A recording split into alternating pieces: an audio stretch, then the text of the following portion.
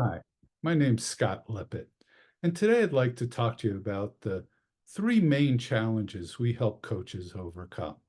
You see, we did some research and we talked to a number of coaches and advisors, and we found out that there were really three main challenges, and number one was so prevalent, so important that it could have been one, two, and three all by itself. And that first one was that a lot of coaches are having difficulty generating qualified business owner leads. Business owners are busy. They're busier than ever, possibly. I mean, they're understaffed, they're wearing more hats, and they don't have time for salespeople anymore. They don't have time for free consultations or discovery calls. They've gotten savvy. They now know that's just another way of someone saying, hey, let me get in front of you to have you hire me. And so they avoid salespeople, and they may be avoiding you because of that.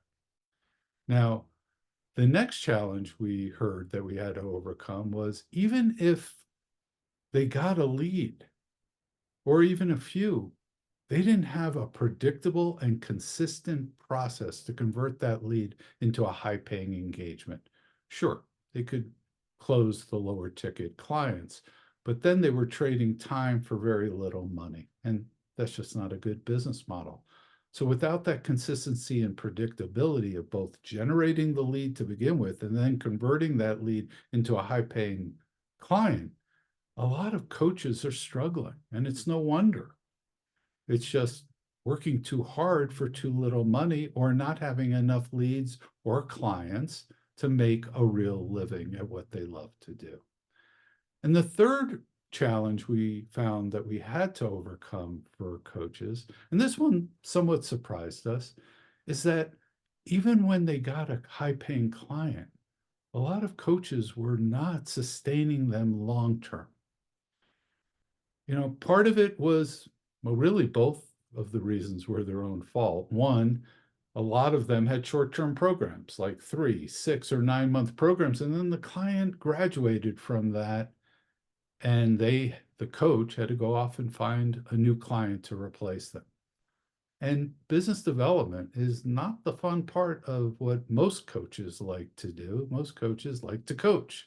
They like to help people. They like to help clients get to where they want to go, not always be looking for another client to replace the one they lost.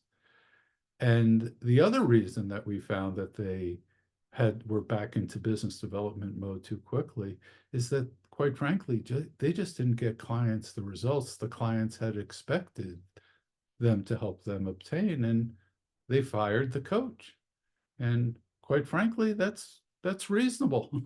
If you or anyone else is not getting clients the results they expect, were promised, had hoped for, well, it doesn't surprise any one of us that they would fire the coach.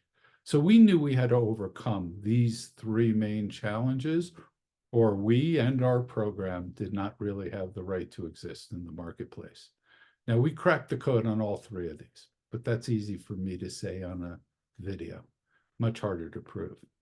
But if you'd like to get together and put me to the test, put our program to the test, and see if it helps you overcome these three main challenges, well, contact us. We're up for the challenge, and we'd like to share that with you. Thank you. I look forward to hearing from you.